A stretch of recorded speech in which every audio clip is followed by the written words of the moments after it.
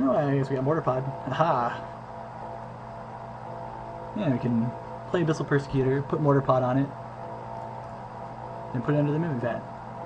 Alright, so there's the draft. I'm pretty happy with how my deck ended up. Obviously, I got pretty lucky at several points by getting past both Survival and Recurring Nightmare. So I'll be pretty interested to see how this turns out, and I'll join you again once I've got my deck built. Alright, after a lot of hard thought, here's the deck I came up with. I had to make a lot of pretty painful cuts from the deck. A few of these decisions are probably wrong. I know that no one on our team is mono red, so I'm 100% positive that someone on their team is mono red. I have my suspicions about who it is. So I think pre-boarding against mono red is a completely defensible line, especially if your deck's already kind of good against control, which ours will be with cards like Recurring Nightmare, Sword of Fire and Ice, and Mimic Vat, not to mention Thoughtseize.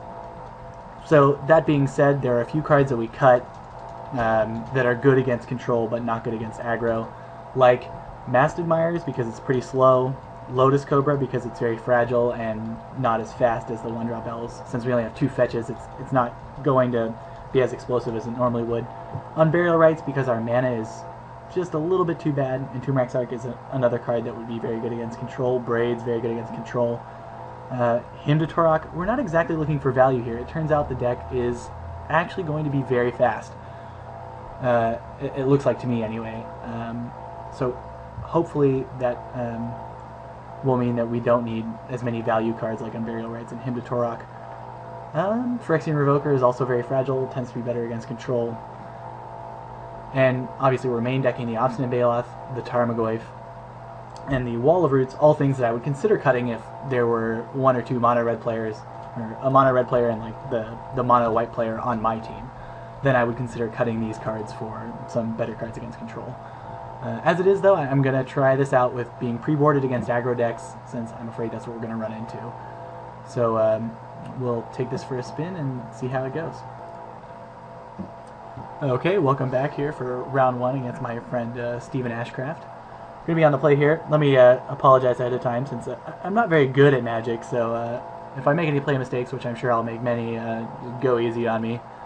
Alright, this is a pretty good hand here. It's got the key card in it and some fuel. So the plan here is just going to be to play Survival, pitch the Obstinate Baloth, and then Necromancy back at Mere Battlesphere, and hopefully that'll be enough to crush poor Stevie here. There's no card like Disenchant in the cube, so I wouldn't be afraid of him having something on turn 2. And we've got the Revoker, so, you know, played around it.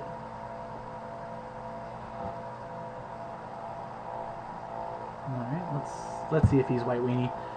If he's White Weenie, then that means that our pre-boarding strategy was pretty good.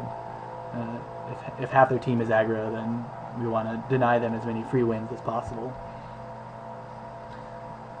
So what I'd really like here is to draw some other creature than Obstinate Baloth, like Nest Invader, for example. That would be an ideal card. So what this means is that I can just, let's see, so if I play this, yeah. So I'm just gonna wait, discard the Nest Invader, bring back a Mere Battlesphere, or maybe a Avenger. Yeah. Well, Avenger's going to have 3 2/3s, and Mere Battlesphere is going to have 4 1/1s, so I guess Avenger would be better. Steve, not exactly off to a blazing fast start here.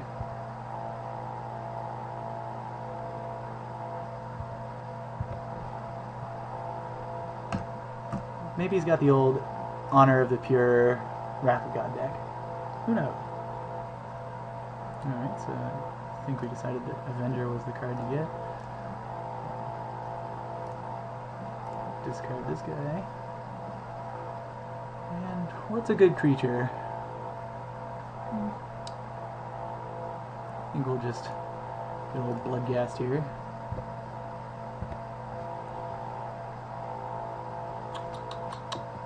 So we're not going to be able to both put the Bloodghast into play and make 2/3s with the Avenger. So I think it's more important to just get Avenger online as fast as possible, and Bloodghast will have plenty of time to goof around.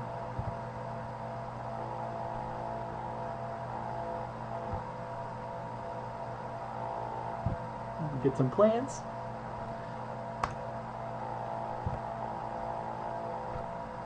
Make a Verdant Catacombs. Yes, easy ability. And now we're just going to play Skull Clamp and pass. Oh. Well, this is interesting. So he had swords, but didn't use it with the plant trigger on the stack. So a little bit of a mistake there. But yeah, we'll take it. Well, maybe he knew that I had Skull Clamp and he didn't want them to be O1s. We'll just get another forest and play Skull Clamp.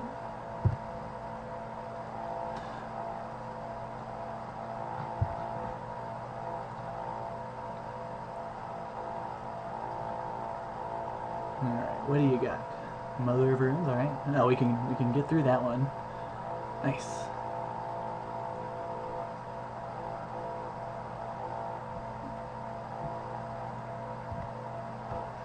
Alright, I think we're just going to spend our turn casting Ops into Baloth and bringing back the Bloodghast, rather than equipping the plant tokens. Discard Bloodghast. Now, what do we want to get? That is the question. Probably...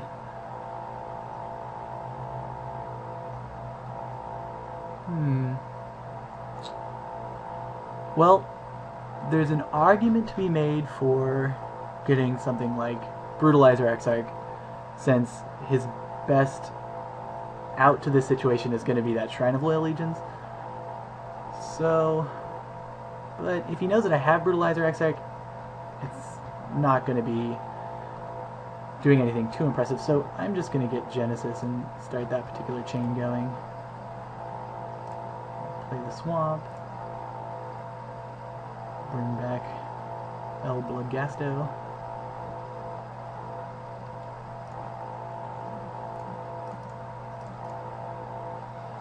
Gain some life and battle for 3.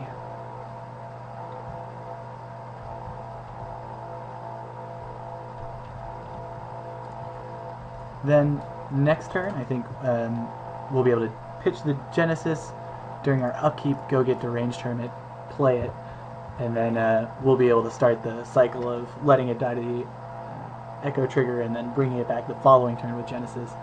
And that's usually enough to put away a deck like Mono White. Unless he has a Baneslayer Angel or something, that would probably be the most likely foil.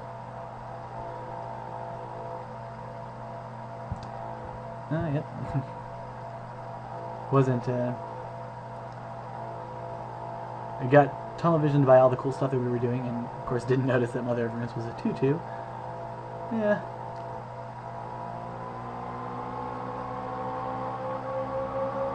I've made many worse mistakes than that.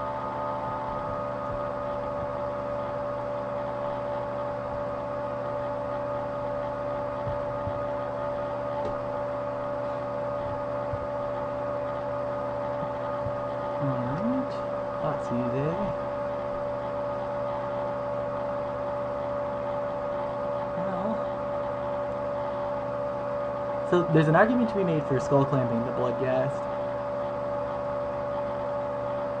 but I still feel like getting Deranged Hermit going is going to be the best way to fight Shrine of Loyal Legions.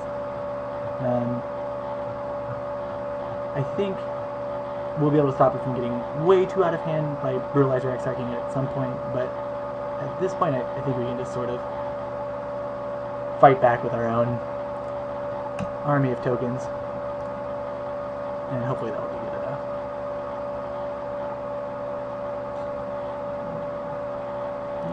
Deranged Hermit, Air Forest,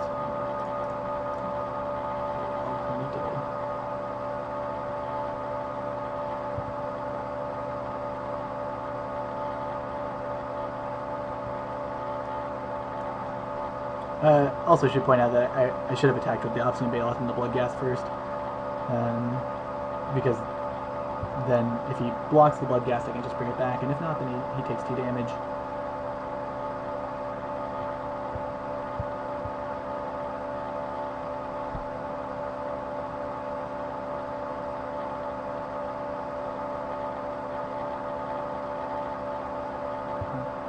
We're definitely winning on board, and very soon we'll be winning the card advantage fight, so...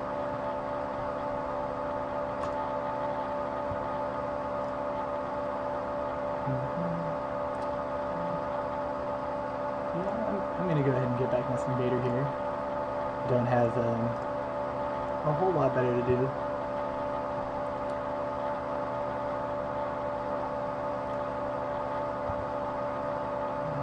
Range Hermit die.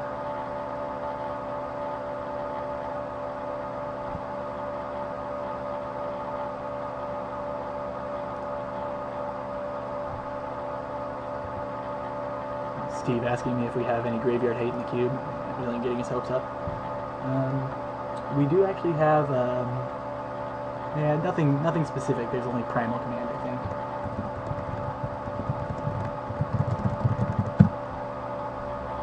Alright. So, I'm not sure that we want to attack yet. I'm going to start by Skull Clamping the Bloodghast. See if we can get the engine going here. Yep. Play this Forest, bring back Bloodghast. I guess I would like to use the ability. Yeah, you know, I'm not sure that Thoughtseizing here is the best use of our time and resources, but I'm not sure what we can lose to at this point, so I'm going to take a look at what he has and see if he actually has a shot with something. Midnight Haunting, perhaps? Lightning Helix. Targeting me. That's interesting.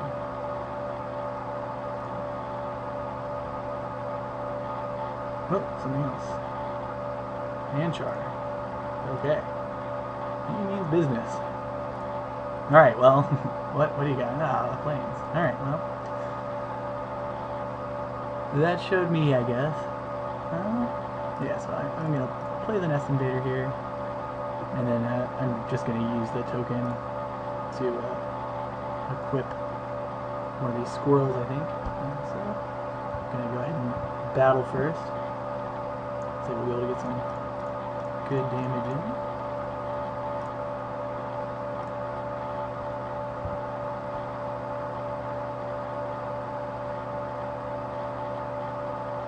Yeah, when you watch other people make videos, and it's so easy to see when they make mistakes, but man, once you're actually recording it, it's like you don't see anything happening.